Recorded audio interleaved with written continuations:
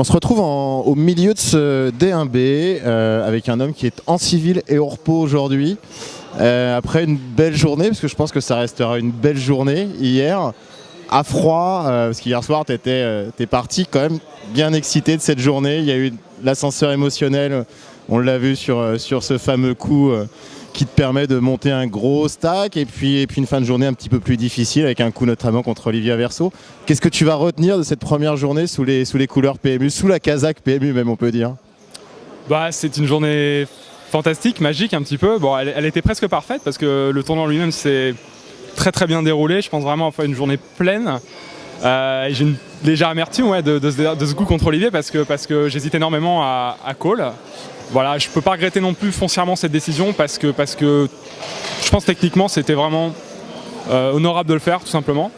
Ouais, on en a parlé un petit peu hier soir quand tu as fini le tournoi. Effectivement, il y avait un historique déjà entre vous deux, qui n'est pas un historique d'hier mais de plusieurs mois, de plusieurs tournois. Une dynamique, un joueur que tu connais bien aussi, et un call qui finalement reste assez logique. Bon, il est noté sur ce coup-là, mais c'est un call qui reste assez logique. Et ça ne met pas ton tournoi en danger, puisque je crois que tu as 190 000 au départ du coup. Tu te retrouves à 90 000 ou quelque chose comme ça après. Tu regrettes pas, tu n'as pas regretté cette nuit ce call de toute façon. Bah non, parce que je suis le raisonnement que j'avais, et en fait l'idée c'est que moi je me dis vraiment, il y a une main qui peut avoir, en fait.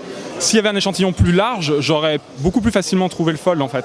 Et le truc c'est que je me dis, bon voilà, s'il a autre chose que paire de 7, là j'aurais vraiment des questions à me poser parce que j'aurais mal lu les rides que j'avais n'étaient pas forcément bons dans ces cas-là.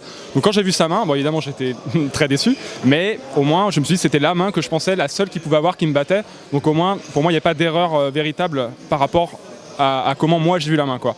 Mais après, la journée en elle-même, je me suis aussi dit que voilà, c'était une journée réellement popcorn un peu, hein, où il y avait énormément de joueurs qu'on bust. Je crois qu'on finit à 40, on était...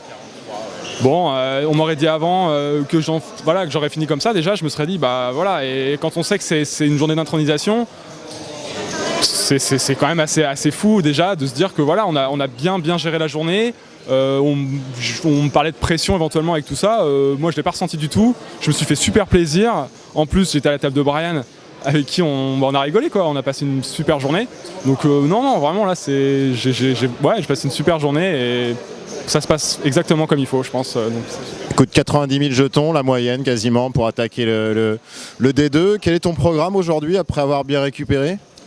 J'hésitais à aller faire un petit cash, je vois qu'il y a quand même pas mal de monde donc je pense que j'allais me détendre, j'allais me faire un petit ciné. J'ai vu qu'il y avait un PLO ce soir, ça fait longtemps que je n'ai pas joué en PLO et le PLO, j'ai pas joué beaucoup de tournois en live en PLO et franchement ça s'est très souvent très bien passé. Donc voilà, j'ai très envie de me le faire ce soir, ça risque de finir un peu tard, enfin j'espère. Et si c'est le cas, c'est pas grave, ce sera cool. Et de toute façon je sais que quoi qu'il arrive, je serai vraiment d'attaque demain. Parce que j'ai très envie de bien faire demain. Et même si mon stack n'est pas immense, il me permet quand même de jouer.